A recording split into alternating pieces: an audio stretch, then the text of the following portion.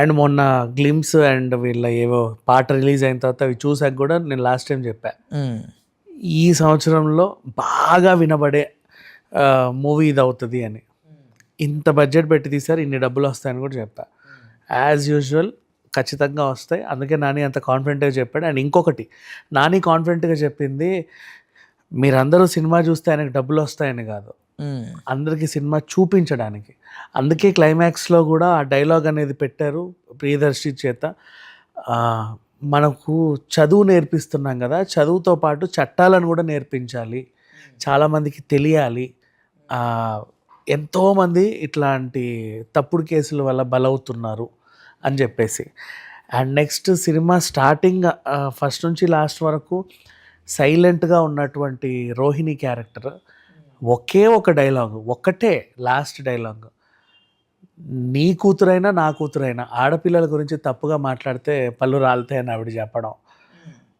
And కథని కీలక మలుపు తిప్పడానికి సాయి కుమార్ గారు చేసిన ప్రయత్నం, ఆయనకు పాత్ర చిన్నదే అయినప్పటికీ కూడా అసలు మెయిన్ స్టోరీ టర్న్ అవ్వడానికి తను ఉపయోగపడ్డాడు.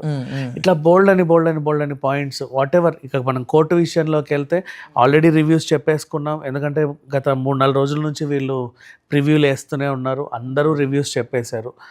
అండ్ సినిమా గురించి అసలు ఎంత మాట్లాడినా చాలా తక్కువే. అసలు ఓవరాల్గా ఏంటి ప్లాట్, ఏంటి సబ్జెక్ట్, ఏంటి?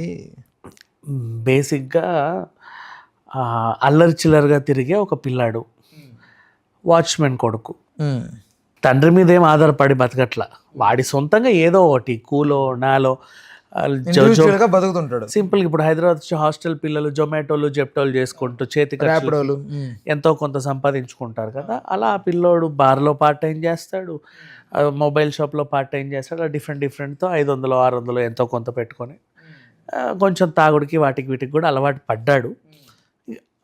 ఇంట్లో వాళ్ళు గట్టిగా అడిగినా కూడా ఏరా చెడిపోతున్నావు అంటే, నా సొమ్ముతో నేను తాగుతున్నా, నిన్నేమన్నా అడిగానా, నీకెందుకు అని చెప్పి. అయినా సరే ఒక తండ్రి బాధ్యత ఏంటి, ఎవరే ఇంట్లో చదువుకున్న వాళ్ళు ఒక్కరన్నా ఉంటే ఇల్లు బాగుపడుతుంది అని వాళ్ళు చెప్పే ప్రయత్నం.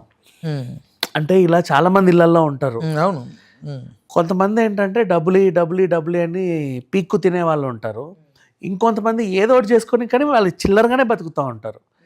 ఏరా బాగుపడి చావచ్చు కదంటే, నువ్వేమైనా ఇస్తున్నావు రూపాయి నాకు ఎందుకు చెప్తున్నావు అంటారు. ఇట్లాంటి వాళ్ళకి